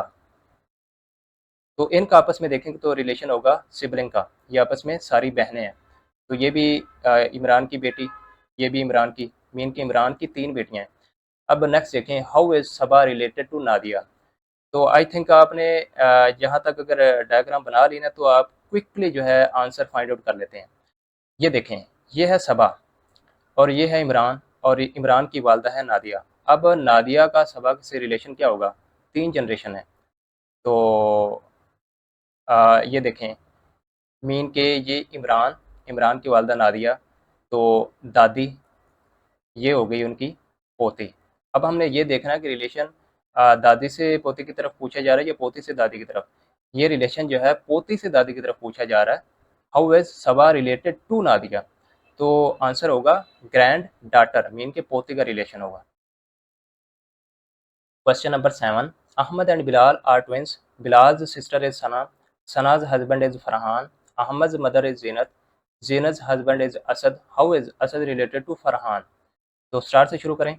Ahmad and Bilal are twins. Twins mean के जो जुड़वा होते हैं, मीन के सिबलिंग होंगे ये आपस में, अहमद और बिलाल। ये ऑलरेडी जो है इनके नेम गिवन है, तो इससे हमें उनके जेंडर का पता चल रहा है। अहमद और बिलाल जो हैं ट्विंस हैं, तो इट मीन कि आपस में भाई होंगे, अहमद और बिलाल। तो हम जो है वो हॉरिजॉन्टल सिंबल यूज़ करेंगे। उसके बाद देखें, बिलाल सिस्टर है सना। बिलाल की एक बहन है, उसका नाम है सना। तो जो बिलाल की बहन होगी वो अहमद की भी बहन होगी। नेक्स्ट देखें, सनाज हस्बैंड इज़ फरहान। सना का जो हस्बैंड है उसका नाम है फरहान। अब मीन के जो इन दोनों भाइयों की बहन है सना, उसकी शादी हुई है और उसके हस्बैंड का नाम है फरहान। ठीक है। नेक्स्ट देखें, अहमद मदर इज़ जीनत। अहमद ये रहा, इसकी जो मदर है इसका नाम है जीनत। अब जीनत हस्बैंड इज़ असद। जीनत का जो हस्बैंड है उसका नाम है असद। यहाँ पे ख़त्म हो गया। अब हमसे क्वेश्चन पूछा जा रहा है, how is Asad related to Farhan. Asad का फरहान से क्या रिलेशन है। तो यहाँ पे देखें, ये आपस में कपल हैं, ये कपल हैं तो क्या होंगे, इन सब के पेरेंट होंगे। तो ये हो गए पेरेंट और ये उनके हो गए बच्चे। इनमें 2 उनके बेटे हैं, ये उनकी बेटी है और उनकी बेटी का हस्बैंड है फरहान। जो बेटी का हस्बैंड होता है वो क्या होता है, दामाद होता है। लेकिन हमने यहाँ पे देखना है कि क्या रिलेशन असद से फरहान की तरफ पूछा जा रहा है या फरहान से असद। रिलेशन जो है असद से फरहान की तरफ पूछा जा रहा है, इससे इधर बताना है। तो असद जो है वो फरहान का क्या होगा, ससुर। उर्दू के अंदर ससुर कहते हैं, इंग्लिश में इसको कहेंगे फादर इन लॉ। तो यही इसका आंसर है। Question number 8, B is the father of Q. B has only 2 children. Q is the brother of R, R is the daughter of P, A is the granddaughter of P, S is the father of A. How is S related to Q? तो diagram बनाएं, ये थोड़ा सा lengthy question है। B is the father of Q। वो कह रहा है कि B जो है वो फादर है, मीन के B मेल होगा। किसका फादर है, Q का। Q का हमें अभी तक जेंडर नहीं पता चला। नेक्स्ट देखें, B हैज़ ओनली 2 चिल्ड्रन, यहाँ से हमें कोई भी इन्फॉर्मेशन नहीं मिल रही। Q is a brother of R, यहाँ से हमें Q का जेंडर पता चल गया है कि Q जो है वो ब्रदर है किसका, R का। R का हमें जेंडर नहीं पता चला। नेक्स्ट देखें, R is the daughter of P, यहाँ से हमें R का जेंडर पता चल गया कि R जो है वो डॉटर है किसकी, P की। अब हमें P का जेंडर नहीं पता, लेकिन P का जेंडर हम ऑटोमेटिकली फाइंड आउट कर सकते हैं। कैसे फाइंड आउट कर सकते हैं, यहाँ पे मैं आपको बता देता हूँ कि ये देखें, ये था भाई, ये आपस में क्या हुए, सिबलिंग्स। ये उसकी क्या हुई, बहन। बी जो है क्यू जो है बी का बेटा था, तो ऑटोमेटिकली आर जो है वो बी के क्या होगी, बेटी होगी। और इसी तरह नेक्स्ट देखें, अगर आर आर जो है पी की बेटी है तो पी जो है क्यू की क्या होगी, माँ हो सकती है ना। ऐसा तो नहीं है कि ये दोनों का बेटा है और दोनों ही बाप हों। तो एक माँ होगी, एक बाप होगा, ये बाप है तो ये ऑटोमेटिकली क्या होगी, माँ होगी। तो इनका आपस में क्या रिलेशन होना चाहिए, मियाँ बीवी का। तो ये आपस में क्या हुए, पेरेंट हुए। और किन के पेरेंट हुए इसके, ये आपस में बहन भाई हैं। यहाँ तक हमने पजल को सॉल्व कर लिया। नेक्स्ट देखें, A is a granddaughter of P. A जो है पी की ग्रैंड डॉटर है, तो मीन हमने 2 जनरेशन नीचे जाना है। तो यहाँ पे हम लिखेंगे ए, डॉटर है, ग्रैंड डॉटर, तो यहाँ पे हमने इसको फीमेल का सिंबल दिया और इस तरह ये वर्टिकल लाइन खींच दी। तो ऑटोमेटिकली हमें पता चल गया कि अगर ये ए जो है पी की ग्रैंड डॉटर है तो आर की क्या होगी, बेटी होगी। क्या होगी, बेटी। तो क्योंकि ये हमारे पास फीमेल है ना। नेक्स्ट देखें, S is the father of A. S जो है वो ए का फादर है। इस तरह जो है हम थोड़ा सा तिरछा खींच देते हैं ताकि हमें कन्फ्यूजन ना हो। ये रहा एस। अब यहाँ पे देखें, यहाँ पे अगेन जो है आपने माइंड को यूज़ करना है कि ए आर की बेटी और एस की भी बेटी, तो आर और एस का आपस में क्या रिलेशन होना चाहिए, मियाँ बीवी का। ठीक है। नेक्स्ट देखें, how is S related to Q. S का क्यू से क्या रिलेशन है। क्यू आर का भाई है और क्यू आर का जो है, भाई है, ठीक है। आर जो है वो उसकी बहन हुई ना। बहन का हस्बैंड क्या कहलाता है, बहनोई होता है। ऐसा ही है ना। तो रिलेशन क्या पूछा जा रहा है, एस का क्यू से रिलेशन पूछा जा रहा है। तो बहनोई को और साले को आई थिंक दोनों को ही ब्रदर इन लॉ कहा जाता है, तो ये उसका ब्रदर इन लॉ कहलाएगा। Next question, Ejaz is the son of Kismat, Bilal is the brother of Kamran and Sana is Kamran's daughter, Kismat is married to Kamran, Fatima is maternal aunt of Ejaz, what is the relation between Bilal and Ejaz. काफ़ी lengthy statement है। Diagram बनाएं। एजाज जो है वो किस्मत का बेटा है, किस्मत को हम ऊपर लिखेंगे और एजाज, तो ये हमारे पास वर्टिकल सिंबल यूज़ होगा। नेक्स्ट देखें, Bilal is a brother of Kamran, तो हमें यहाँ पे कामरान कोई नज़र ही नहीं आ रहा। उसके बाद सना इज़ कामरान डॉटर, ये भी हमें कोई रिलेशन नहीं मिल रहा। यहाँ से हमें मिलेगा किस्मत इज़ मैरिड टू कामरान। किस्मत किससे मैरिड है, कामरान से। ठीक है, आपने एक दफ़ा स्टेटमेंट को लाजमी पढ़ लेना है, फिर ये आपको चीज़ें समझ आएंगी। अब बैक देखें, Bilal is brother of Kamran. अब यहाँ पे हमें जो है वो रिलेशन मिल गया है कि बिलाल जो है वो कामरान का भाई है। उसके बाद देखें, सना इज़ कामरान्स डॉटर, सना जो है वो कामरान की बेटी है। तो उसके बाद देखें फातिमा, बल्कि यहाँ पे हम पहले रिलेशन देख लेते हैं। किस्मत और कामरान ये आपस में मैरिड हैं, तो कपल हैं। एजाज जो है वो किस्मत का बेटा, यहाँ पे अकॉर्डिंग टू इंफॉर्मेशन एजाज किस्मत का बेटा है और सना कामरान की बेटी है। तो ये अगर पेरेंट हैं तो ये दोनों ही इनके बच्चे होंगे। ये पेरेंट हैं और ये उनकी औलाद। तो अब नेक्स्ट देखें, Fatima is maternal aunt of Ejaz. Fatima जो है मैटरनल आंट ऑफ एजाज, तो एजाज की जो आंट होगी, मतलब मैटरनल आंट किसको कहते हैं, खाला को। खाला को कहेंगे मैटरनल। मैंने आपको बताया था जो जो रिलेशंस माँ के साथ लिंक्ड होते हैं उनको मैटरनल से जो है वो लिंक किया जाता है। तो यहाँ पे हम बना लेते हैं रिलेशन इस तरह से। फातिमा जो है वो किस्मत की क्या हुई, बहन हुई, तो तभी जो है वो एजाज की आंट कहलाएगी। What is the relation between Bilal and Ejaz, हालांकि इस इंफॉर्मेशन का यहाँ पे कोई किरदार ही नहीं है, कहीं यूज़ ही नहीं हुआ, लेकिन बस उसने कंफ्यूज करने के लिए ये ऐड कर दिया है। असल चीज़ ये है कि बिलाल और एजाज का आपस में क्या रिलेशन है। ये है बिलाल और ये रहा एजाज।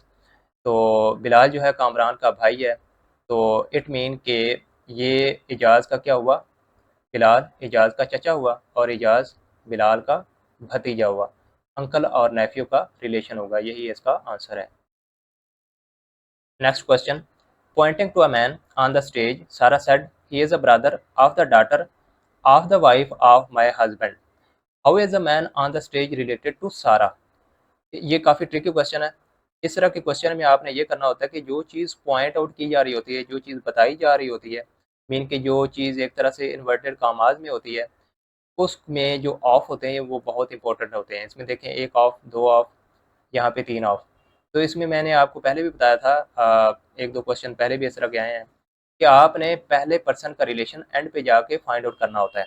तो इसमें देखें, पॉइंट आउट कौन कर रही है, सारा कर रही है, तो इसमें उसका रिलेशन यहाँ पे आके बनेगा। यहाँ पे आप स्टेटमेंट भी पढ़ेंगे तो आपको खुद आइडिया हो जाएगा। सारा said he is a brother of the daughter of the wife of my husband. ठीक है, वो ये कह रही है कि जो मेरे हस्बैंड की वाइफ की बेटी का भाई है ना, वही स्टेज पे मौजूद है। ठीक है, तो यहाँ पे हम जो वर्ड यहाँ पे यूज़ हुए हैं ना, उन्हीं से हम डायग्राम बना लेते हैं। तो यहाँ पे हम बनाएंगे कि सारा लिखेंगे, सारा, यहाँ पे हम उसका एंड पे रिलेशन ढूंढेंगे, माय हस्बैंड। एक्चुअली में सारा का हस्बैंड, यहाँ पे उसका हस्बैंड, सारा का हस्बैंड को हम हस्बैंड ही लिख देते हैं। उसके बाद देखें, वाइफ ऑफ माय हस्बैंड। यहाँ पे देखें, ये बहुत ही ट्रिकी बात की जा रही है।